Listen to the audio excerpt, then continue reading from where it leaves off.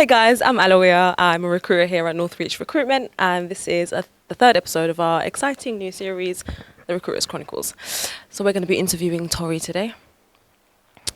So Tori, you've been in recruitment around 6 years now. Walk us through your journey. Yeah, so I would say I started in a very unconventional kind of route to recruitment. So I worked in the public sector. So I worked for charities that supported candidates with mental health needs, disabilities, and candidates who were neurodivergent.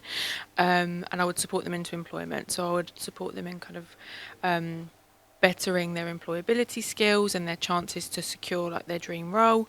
And I would meet with managers and businesses to try to secure them new opportunities. And then 2 years ago, I decided to kind of stay in the same career, but change direction and move into agency recruitment. And how different would you say it is? Very, very. Yeah, this is a lot more.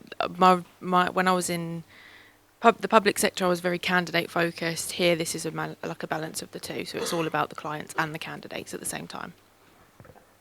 And if there was 3 words that the team would use to describe you, what would those 3 words be? Oh God. Determined. Chatty. I don't know. You answer. You're on my team. What would you say is the last one? A valuable team player. Even though those are more than one word, I'd say team player or valuable. Yeah. Thank you.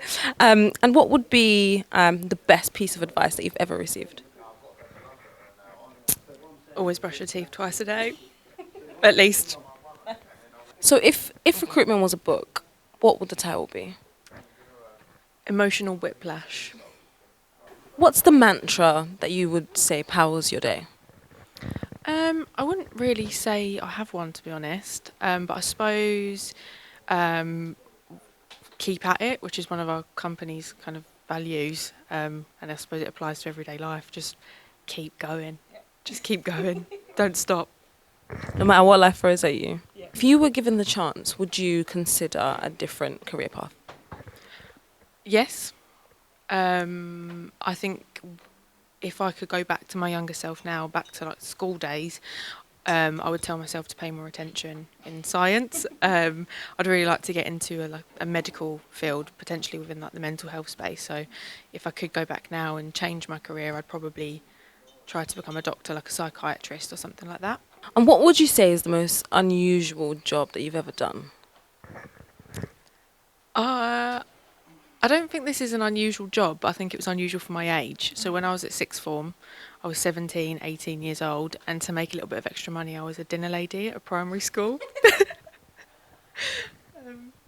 Yeah, or they'd call him like a playground assistant now, but I'd basically be in the playground, like watching over the kids, making sure no one like ran into a wall or anything like that, you know.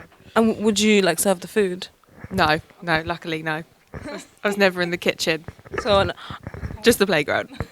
So an unconventional dinner lady. Nice. And what would you say is the most challenging part of your job? I would say the fact that we're dealing with people and we can't control everything that happens as much as we try to. Clients make their own decisions, candidates make their own decisions, and we can do our best to minimise any unexpected surprises, but yeah, you can't control people. Tori, what would be your ultimate go-to comfort food? I don't let myself have it a lot, but I love McDonald's. I love a Big Mac meal. We all love a cheeky McDonald's. If you were stranded on an island, which 3 team members would you recruit for survival on the island with you? I would actually choose the women of the office. You were waiting for me to say that, weren't you? I would choose Alwiya because she has a really good sense of humour. I think she'd keep the vibe up. She's also very resilient. I would choose Devriti because she's very logical. She's very intelligent, very rational. And I would choose Ivona because she also has an amazing sense of humour.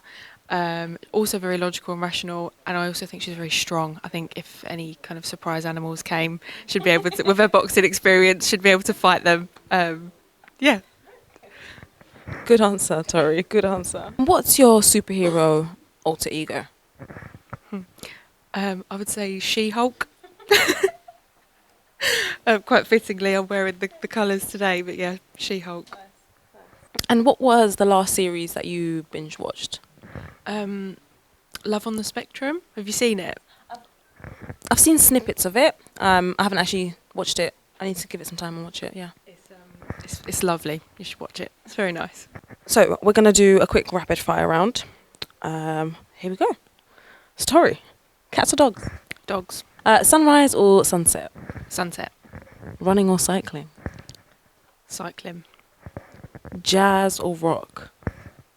Ooh. Rock.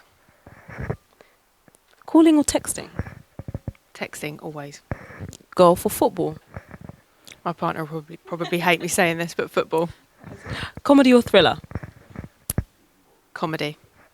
Books or movies? Movies. Mountains or beaches? Beaches always. Summer or winter? Summer always. Tea or coffee? Coffee. Sweaters or hoodies?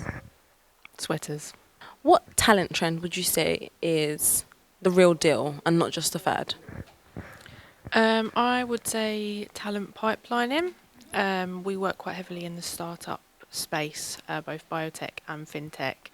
And in the startup space, it's often the case that these companies have to kind of wait for funding to come in, and they rely on this funding kind of in their early years, which does mean it can then be challenging to grow their team in the way that they need.